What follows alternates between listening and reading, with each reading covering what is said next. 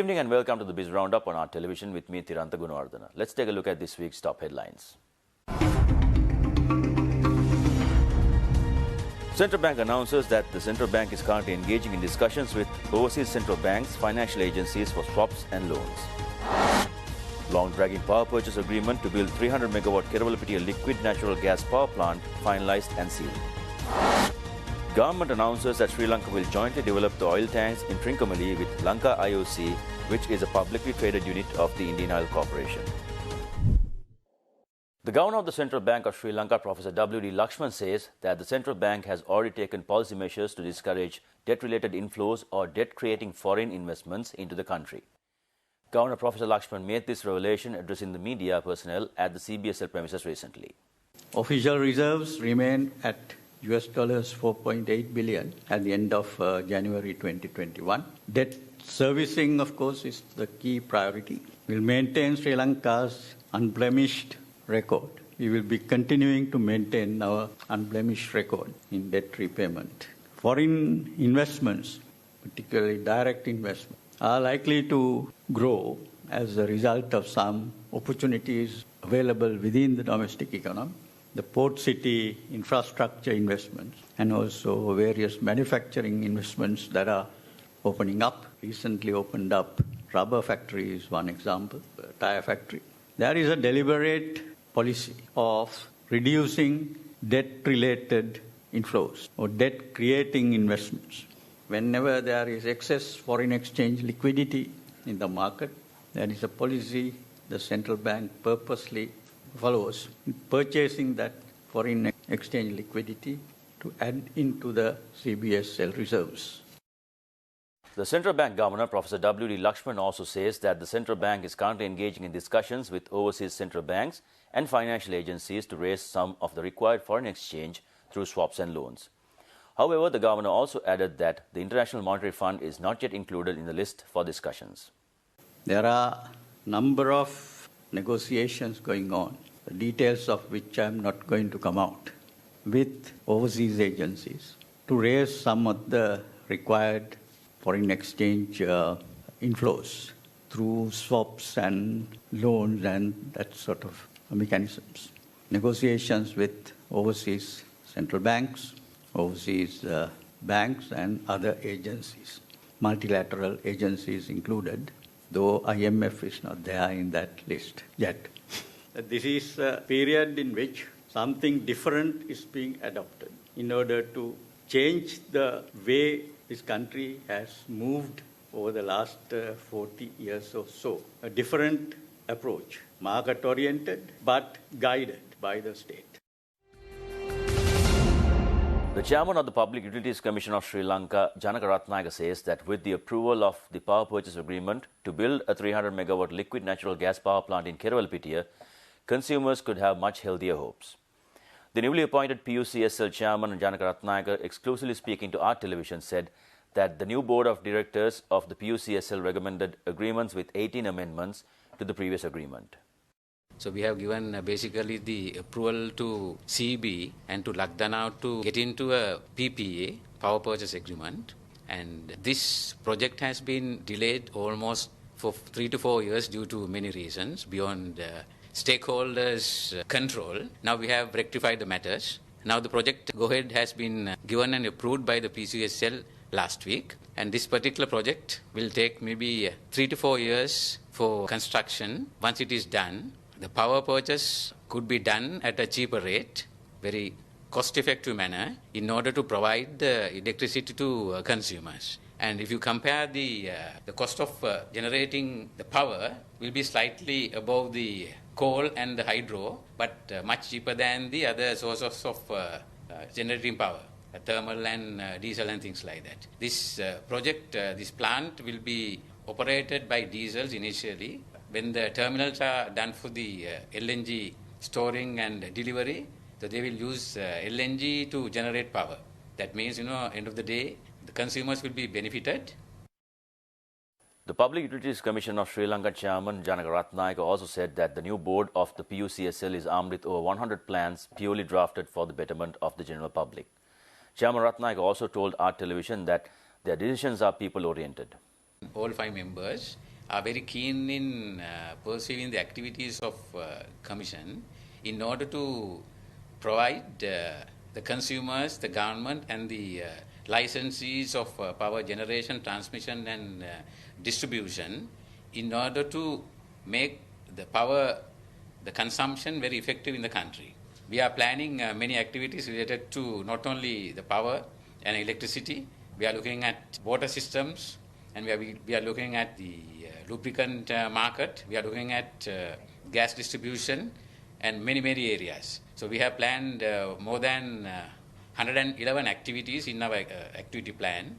If the cost of generating power and the purchasing power is expensive end of the day, if they probably pay more than what the consumer pays, the CB will lose, and thus end of the day the government will probably lose being the owner of the electricity board of Sri Lanka.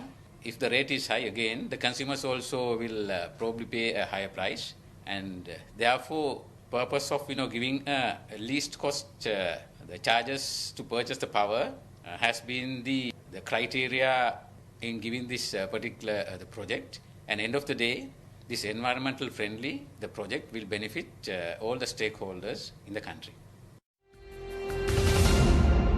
It's time for a short commercial break. Do stay tuned for more news after this.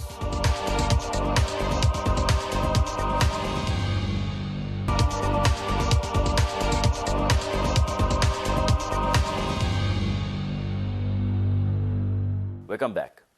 The government has extended a waiver of parking and landing fees for charter operations at 2 international airports in the country until July 2021. Cabinet spokesperson Minister Gammampila said that the move will encourage flights and will also give a boost to the tourism sector. The waivers will remain in place at Mattala Rajpaksha International Airport, Colombo International Airport and Ratmalana till the 19th of July this year. The Cabinet of Ministers approved concessions to air charter operations conducted according to schedules prepared by the Ministry of Tourism and Sri Lanka's Civil Aviation Authority. Sri Lanka has allowed tourists to come to the island on regular scheduled flights and charters after reopening the country to tourists from the 21st of last month. කඩාවැටී තිබෙන සංචාරක ව්‍යාපාරය ශක්තිමත් කිරීමේ අරමුණින් ශ්‍රී ලංකාවට වඩාත් සංචාරකයන් ආකර්ෂණය කර ගැනීමේ අරමුණින් මත්තල රාජපක්ෂ ජාත්‍යන්තර ගුවන් තොටුපළටත් ඒ වගේම කොළඹ ගුවන් තොටුපළටත් පැමිණෙන ගුවන් යානා සඳහා ගුවන් තොටුපළේ ගොඩබෑමේ සහ ගුවන් යානා නවතා තැබීමේ ගාස්තු වලින් නිදහස් කිරීම සඳහා සංචාරක අමාත්‍යතුමා යෝජනාවක් ඉදිරිපත් කළා. ඒ අනුව 2021 ජූලි මාසේ 19 දින දක්වා ශ්‍රී ලංකාවේ ජාත්‍යන්තර ගුවන් තොටුපළවලට පැමිණෙන ගුවන් යානාවලට ගාස්තු අය නොකර සිටීමට අමාත්‍ය මණ්ඩලය තීරණය කළා. In more updates from the central bank, the central bank requests the general public to always look for loans and leasing via legally set up banks and agencies instead of looking for informal ways for their microfinance requirements. Deputy Governor of the Central Bank, TMJYP Fernando, reveals that the central bank is also in the process of introducing new laws to combat these organizations which engage in illegal loan schemes. අපිට regulate කරන්න පුළුවන් environment එකේ තියෙන companies වලට අපි අවශ්‍ය regulation කරනවා. නමුත් අනිත් පැත්තෙන් අපිට කරන්න පුළුවන් එකම දේ තමයි මහ ජනතාව දැනුවත් කිරීම. ඉතින් ඒක මම හිතන්නේ අපේ දෙපාර්තමේන්තු කීපයක්ම තියෙනවා. මේ ග්‍රාමීය අංශවලටත් ගිහිල්ලා එතකොට අපේ මේ ප්‍රාදේශීය කාර්යාලවලුත් පුළුවන් තරම් අපි දැනුවත් කරනවා. මේ වගේ ණය ගන්න එකට යොමු වෙන්න එපා. ඊට වඩා ණය ගන්න නීතිමය ආයතන වලට යන්න. නොදැනුවත් යන එකෙන් ඊට පස්සේ අත් වෙන ප්‍රතිවිපාක ගැන සැලකිලිමත් වෙන්න. ඒක තමයි ඉතින් අපිට මේ වෙලාවේ කරන්න පුළුවන්. අපි නීතිමය තත්ත්වයකට ඇති කරන්න උත්සාහයක් අරන් තියෙනවා. නමුත් ඒක යම් කිසි අවස්ථාවකට දැන් නතර වෙලා තියෙනවා. අපි ඒකත් පුළුවන් තරම් උත්සාහ කරනවා.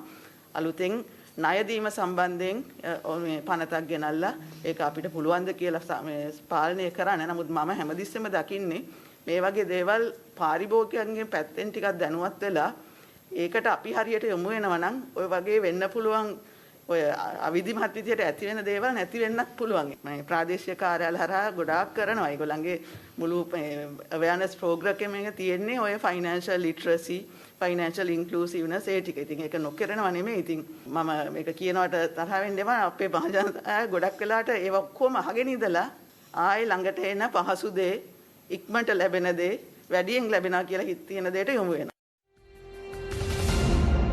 The first power plant to generate electricity using garbage in Sri Lanka was opened at Kerawalpitiya Handala last Wednesday.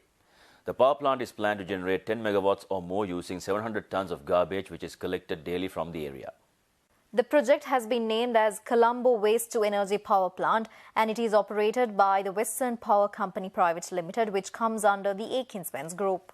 Accordingly, Sri Lanka's first power plant to generate electricity using garbage was inaugurated, attended by Prime Minister Mahinda Rajapaksa. Ministry of Power and Energy had been assisting the Colombo Municipal Council to make this reality after many lapses during last few years. Minister of Power and Energy Dallas Alahaperuma said that the use of waste collected in this manner for the generation of electricity will not be limited to this but will be brought around the country under the leadership of State Minister Duminda Disanayake. He also said that he had taken the challenge of increasing the contribution of renewable energy to 70% of the national grid by the year 2023. He said he will fulfill this responsibility to overcome the challenge and provide uninterrupted, quality, reliable and affordable electricity to electricity consumers. Mayor of Colombo Municipal Council Rosi Senanayake thanked all for implementing the project despite the numerous difficulties and said that the supply of required waste will be continued as agreed. Mayor Senanayake also assured that she will not be an obstacle to stop this project on the way.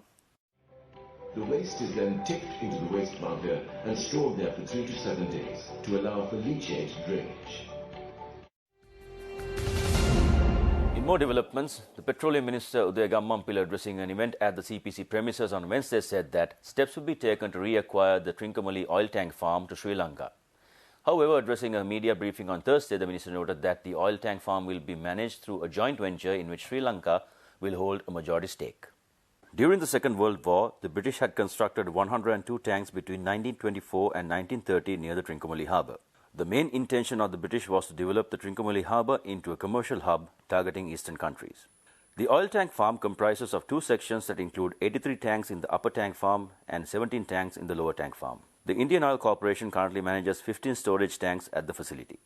This is in line with an agreement signed in 2003 by the United National Party government at the time to lease out the oil tank farm to the Indian Oil Corporation for 35 years. Minister Udaya Gammanpila on Wednesday said that steps will be taken to reacquire the Trincomalee oil tank farm. However, on Thursday, the minister noted that the oil tank farm will be managed through a joint venture in which Sri Lanka will hold a majority stake. The minister added that the government will hold discussions to decide how many storage tanks can be reacquired by the Ceylon Petroleum Corporation. Meanwhile, the Indian High Commission in Colombo for a second day on Thursday issued a press release regarding the Trincomalee oil tank farm and said that the two governments have consulted each other to explore mutually acceptable modalities for jointly developing and operating the Trinco oil tank farm in accordance with existing bilateral understandings, including the MOU of 2017.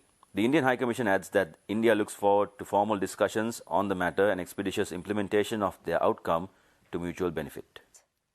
පසුගිය සතියේ ත්‍රිකුණාමලයේ තියෙන තෙල් ටැංකි ශ්‍රී ලංකාවට ලබා ගැනීම පිළිබඳ සාකච්ඡා පසුගිය ඉරිදා අවසන් කරන්න පුළුවන් වුණා.